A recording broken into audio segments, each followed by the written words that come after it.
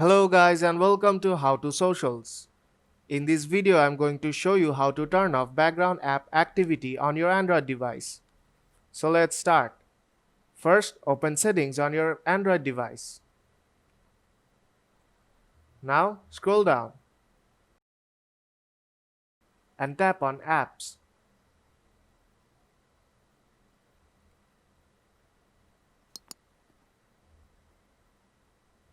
You will see all the apps installed on your phone here.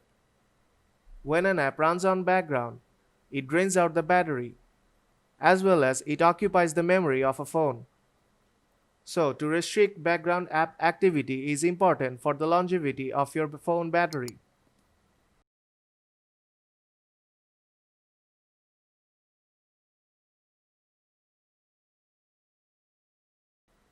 Now select the app of which you want to restrict background activity.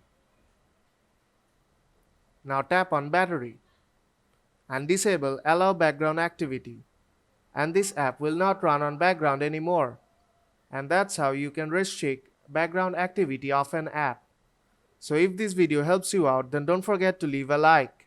And see you in the next tutorial.